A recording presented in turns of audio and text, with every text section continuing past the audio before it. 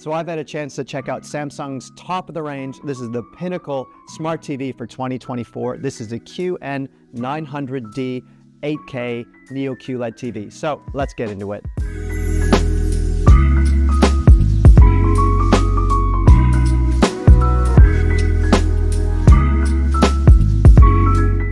Wow, okay, so here it is. So this is the 85-inch QN900D, but there are 75 and 65 inches, but this one is very, very roomy. So, standout feature of this year's TVs is that this is a generative AI TV. And yeah, I know you probably heard so much about AI this year already, but what sets this apart is generative means that it's creating content, not just, I guess, using algorithms to refine content. So because this is an 8K TV, the big question is, all right, well, why do I need one? Because there's not very much 8K content. Samsung has made a very bold claim here. They've said that this TV using generative AI to enhance the picture will look better than any of its 4K TVs. So there's a lot of capabilities here. Let's go into them in greater detail, and I'll tell you what's good and what's not so good. It's hard to do a lot when it comes to design when basically the TV is just all screen, but you do get Samsung's Infinity One style, so that is a sort of edgeless screen. Also gets thinner this year. It's 12.9 millimeters thin as opposed to 15 millimeters from last year's model. And you do get Samsung's One Connect box, and I do really like this for cable management because you plug everything into that box, and there's a 2.5 millimeter cable that runs to the back of the TV, and it even carries power as well. So that's good. It gets a little bit thinner too, but the downside is that you used to be able to get an extended length cable, but now you're either limited to 2.5 meters or it comes with a 30 centimeter cable too if you want to put the One Connect box against the stand. Now in terms of stand, you can't really see it here because we've got a soundbar in the way, but it is a central stand. It's meant to sort of be invisible. The idea there is that you don't need to have legs at the end of the TVs because if your TV is very wide, then it potentially doesn't have anywhere to sit on your entertainment console. So it's good that the stand is right square in the middle. So there is a bit of a texture on the back of the TV too, and some nice sort of venting on the top. So it does have that nice fit and finish in case you do see the back of your TV in your home setup. So this is a Neo QLED TV, and this type of technology is meant to be the best for bright spaces where there's a lot of light, say, coming through your living room windows. We've got a bright environment here, and this is just an example of how it looks. Even with anti-reflective technology, even with a bright panel, there's still quite a bit of reflections in this very dark scene here from fallout. But as soon as the scene gets brighter, you can see how much better it looks, and even in full sunlight conditions. And I think that's where Neo QLED really comes into its own. Generative AI is the latest technology that Samsung is using to upscale content to match this 8K panel. So there's a lot of technology going on here, so bear with me. But the idea is that because this is an 8K panel, all of the stuff that you're watching, it could be standard definition or 4K, needs to be upscaled to 8K resolution. And in the past, the algorithms that were used to do this sometimes introduced artifacts and things that just didn't look so good. However, with generative AI, it is recreating the scene that you're watching using machine learning and basically training that it's had on the way things should look. So when it does upscale them, they look more realistic than ever, and they're sharpened nicely, and basically they're far, far better than before.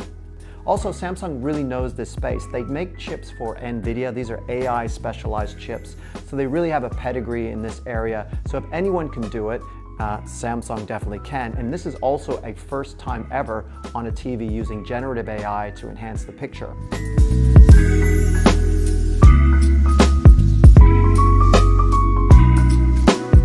So as this is Samsung's top of the range TV, it has so many picture and sound enhancing features, and there's a huge list of them here. But all of these are based around the new NQ3 AI Gen 3 chip, which is very, very powerful, and it basically has the capability to make a lot of the settings for you. Now it just assesses the image itself and then tweaks it so you don't even have to know how to do it. But I will cover off a few of them here. So with Quantum Matrix Technology Pro, so this is all about the backlighting technology that this TV uses versus other televisions. And because this is a mini LED TV, it uses smaller backlights themselves. So these mini LEDs are about the size of a grain of rice, which is pretty crazy. And that's about 1/40th the size of a normal LED in normal TV's backlights. And these backlights are arranged into grids or a matrix, and the more little grids there are, the more precise control you have over where light and dark sort of are arranged in the screen. So that means better contrast, better detail in low light scenes, and ultimately a much more realistic looking picture. And when it comes to realism, I really like the peace of mind that this TV is actually Pantone certified. So in case you haven't heard of Pantone, it's an industry standard color certification. And really what it just means is that it supports over 2,035 Pantone colors. And basically it just means a more lifelike image and one that you can trust. Another big feature, AI of course, is AI Motion Enhancer Pro. So this uses AI to get around the limitations that older style TVs had when it comes to fast moving objects across the screen, like a golf ball or a footy ball. And in the past, it was things like power regulation, the actual frame rate that the footage was shot at, and the TV's own frame rates that would create a juddered effect where the ball didn't move very smoothly. Now, AI takes care of all of that, and it can even recognize the ball type from a footy ball to a golf ball to a basketball and what have you.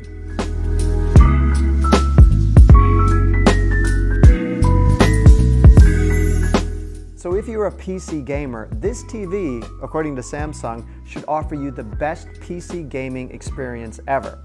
So here's why.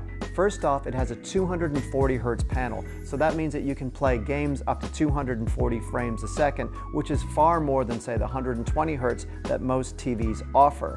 Also, because it has an ultra-wide gaming mode, it will support more sort of games that are akin to a PC monitor, so you get both the high refresh rate and also that widescreen experience as well. Plus, there's a new AI feature that allows the mini-map to be automatically identified and cut out and placed in the black areas at the top or the bottom of the screen. In previous years, you'd have to do this manually. So this is a cool feature too. Plus, you have everything else that you'd need either for console gaming or PC gaming, like variable refresh rates, auto low latency modes, and it will of course come with 4 HDMI 2.1 ports, so you can plug in up to 4 devices. And if you don't have a PC or a console, Samsung's TV has you covered because it supports Xbox and GeForce Now cloud gaming, so you can get console quality gaming without even having to have the device. And it will sync with Xbox and PlayStation controllers or other Bluetooth controllers too. So really, when it comes to gaming, you are completely covered. So AI makes another appearance, but only with sound this time, not just picture. And one of the standout technologies is Active Voice Amplifier Pro. So essentially, the AI listens to the audio that you're listening to and then cuts the voice out of it, or sort of separates it from the background audio, and then makes the voice louder so you can hear it better. So for example, say you're watching a big action movie, lots of explosions, lots of music, but the voice gets a bit muffled or covered up, it will make sure that the voice is loud and clear. So this actually comes with a 6.2.4 speaker setup, and these speakers are placed all around the screen itself. So there's some on the sides, some on the top, and some on the bottom. And that allows the TV to get true Dolby Atmos, so all of the channels are separated into the speakers. There's definitely up-firing, so you get that elevated sound as well.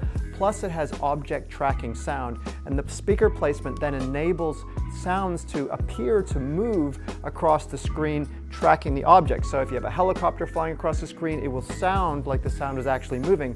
But this year's model also gets better enhancements for vocals. So if you have someone's face, the sound will actually sound like it's coming out of their face or even their mouth, which is kind of a cool effect. I've tried it out and it does work, and it really does kind of add to that realism. And I love the way the sound can move across the screen, not just a stereo effect, but actually tracking that audio.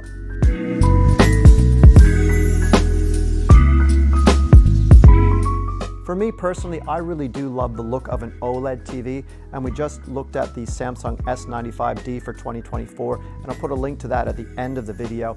I do like that extra black, true deep black look.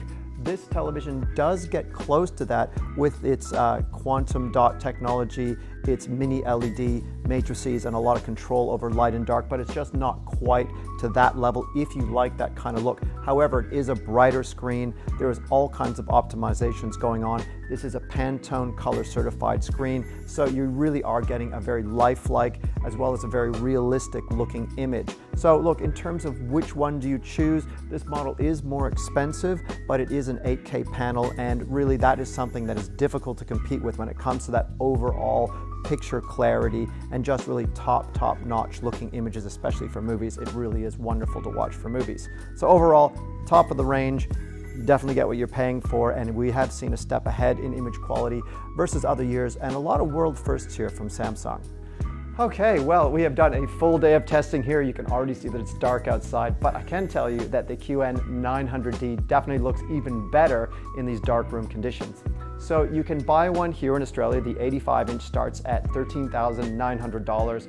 The 75-inch is $10,427, and the 65-inch is $7,530. So these TVs are not cheap, but they do represent the pinnacle of Samsung's 2024 TV range, and they're also the latest and greatest when it comes to technology. Speaking of which, what do you think about AI? Is this more buzzword than substance, or is it something that's here to stay in our TVs? Leave me a comment, love to know what you think, and otherwise don't forget to like and subscribe, and I will see you in the next video.